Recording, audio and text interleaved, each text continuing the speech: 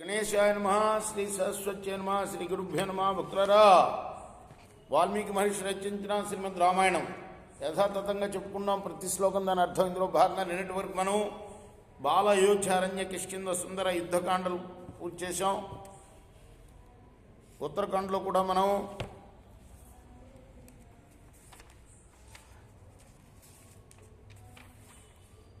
డెబ్బై 8 సర్కలు పూర్తి చేసి 79వ సర్కల్లోని 12వ శ్లోకం వరకు చెప్పుకున్నాం. ఈ రోజున 13వ శ్లోకం నుండి కొనసాగించే ముందు వాల్మీకి మహర్షిని ప్రార్థన చేసుకుందాం. కుజంతన్ రామ రామేతి మధురం మధురాక్షరం ఆరుహ్య కవితా శాఖాం వందే వాల్మీకి కోకిలం అంజనానందనం వీరం జానకీ శోకనాశనం కపీశమక్షంతారాం వందే లంకా భయంకరం సదా నింబవృక్షస్య మూలాధివాసాత్ సుధాశ్రావిణం తిక్తమప్యప్రియంతం తరుం కల్పవృక్షాధికం సాధయంతం నమామీశ్వరం సద్గురుం సాయినాథం. సమర్థద్గురు సాయినాథ్ మహారాజ్ కీ జయ.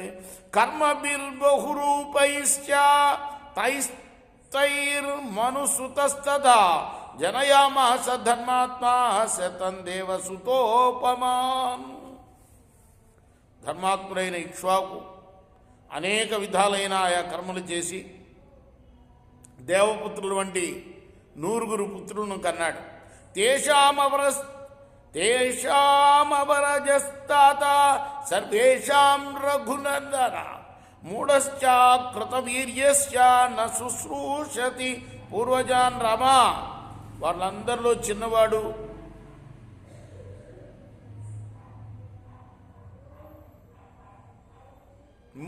మూఢుడై అన్నల్ని పెద్దల్ని గౌరవించేవాడు కాదు, విద్యాభ్యాసం కూడా చేసేవాడు కాదు. నామ తస్య చ దండేతి పితా చక్రేల్పతేజస అవశ్యం దండపతనం శరీరేశ్చ భవిష్యతి.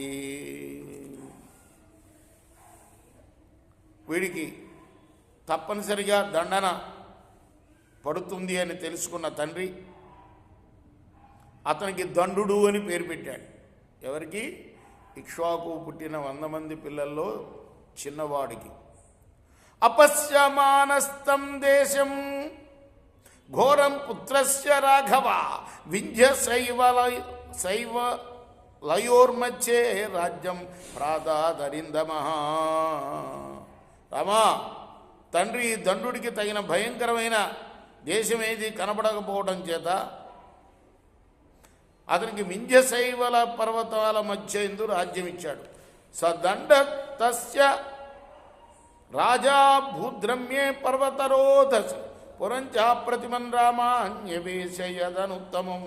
రామా, దండు పర్వత ప్రాంతం ఉంది నా దేశానికి రాజై అక్కడ సాటి లేని ఒక ఉత్తమమైన పురాన్ని నెలకొల్పాడు.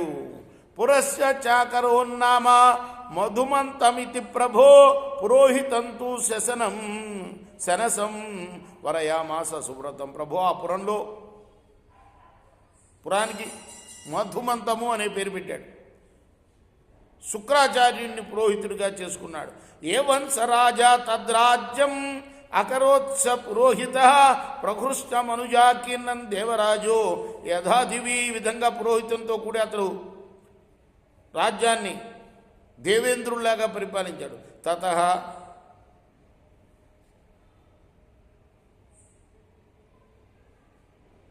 సహ రాజా మనుజేంద్రపుత్ర సాధంచ తేనోశనసా తదానీం చకార రాజ్యం సుమహన్ మహాత్మా శక్రో దివీవో శనసా సమేత.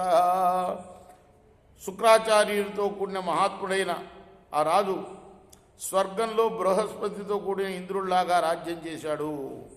ఈ చార్షే శ్రీమద్ రామాయణే ఆదికవి ఉత్తరాఖండే ఏకోనశీతితమ సర్గ. ఇది వాల్మీకి మహర్షి రచించిన రామాయణం ఉత్తరాఖండలోని 79వ సర్గ. రేపు 80వ సర్గలో మిగతా కథను తెలుసుకుందాం. కృష్ణార్పణమస్తు. సాయి కృష్ణార్పణమస్తు.